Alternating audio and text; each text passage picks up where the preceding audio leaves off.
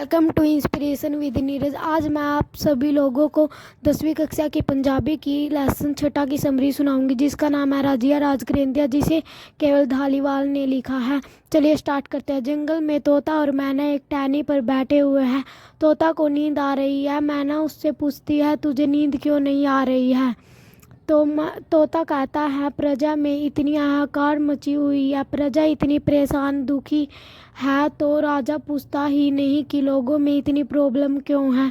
तो मैना कहती है, किसी ने तो पहल करनी ही पड़ेगी। तो तोता और मैना राजा के महल पर जाकर दीवार पर बैठकर दोनों ऊंची ऊंची आवाज़ में गाना गाने लगते हैं। राजा उठ जाता है। वो वजीर को पूछता है, बाहर कौन शोर मचा रहा है? वजीर कहता है, तोता और मैना आए हुए हैं, वे गाना गा रहे हैं। वजीर कहता है, वो तोता मैना प्रजा की शिकायत लेकर आए हैं। तोता और मैना के गीत सुनकर राजा को पता चलता है उसकी प्रजा कितनी परेशान है। तो राजा और वजीर वेश बदलकर प्रजा जाते हैं। उनको सबसे पहले एक किसान मिलता है। वो अपने खेत में हल चला रहा है और राजा को गाली दे रहा है। तो वे किसान से पूछते हैं, तू राजा को गाली क्यों दे रहा है? और वे किसान से पूछते हैं, तुझे क्या समस्या है? वे किसान बाहर आकर कहता है, राजा अंदर सूता रहता है, वो बाहर प्रजा में आकर देखता ही नहीं। मेरी एक जवान बेटी और पत्नी बीमार है। जब मेरी जवान बेटी बाजार में जाती है तो वह उसे लड़के कुछ कहते हैं। अगर उसकी शिकायत राजा से की जाए तो राजा उनके अगेंस्ट कोई एक्शन नहीं लेता। फिर राजा और वजीर आगे चलते हैं। फिर राजा और वजीर को समझ आता है उसकी प्रजा कितनी परेशान है। फिर एक बूढ़ी औरत आती है, वो शोर मचा रही है। फिर वे उस बूढ़ी औरत से पूछते हैं, तू राजा को क्यों गाली दे रही है? वो कहती है, मेरा पुत्र 3 साल से युद्ध में गया हुआ है, तब से मैं लोगों से मांग कर अपना गुजारा कर रही हूँ, और मेरा बेटा पता ही नहीं कहाँ युद्ध में शहीद हो गया है, अब तक वापस नहीं आया। मैं राजमहल में भी गई, लेकिन राजा को तो टाइम ही नहीं है मेरी बात सुन सके। फिर राजा और वजीर आगे जाते हैं। फिर एक बुजुर्ग जोर जोर से चीख रहा है और राजा को गाली दे रहा है। बुजुर्ग के पैर में एक कंडा चुभा हुआ है। तो राजा बुजुर्ग से पूछता है, तुम्हें क्या प्रॉब्लम है? राजा कहता है कि मेरे पैर में कंडा चुभा हुआ है, तो राजा को गाल क्यों दे रहा है? तो बुजुर्ग आदमी कहता है, राजा सफाई का प्रबंध क्यों नहीं कर रहा है? अगर सफाई सही तरह से करवाई होती तो मेरे पैर में कंडा ही नहीं चुभा होता।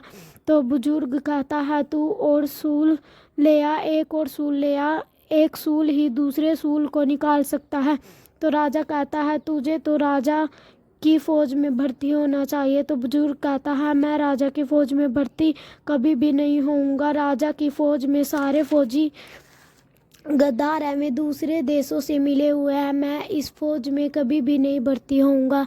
फिर राजा आगे जाता है। एक मेंढक राजा को गाली दे रहा है। तो वेश बदल के राजा कहता है, तू राजा को गाली क्यों दे रहा है? तो मेंढक कहता है, गिरज मेरे सारे साथी को खा गई। तो राजा कहता है कि राजा का क्या कसूर है? तो मेंढक कहता है, सारा कसूर राजा का ही है, वे सारे जंगल को काट रहे हैं और वहाँ पर बिल्डिंग बना रहे हैं।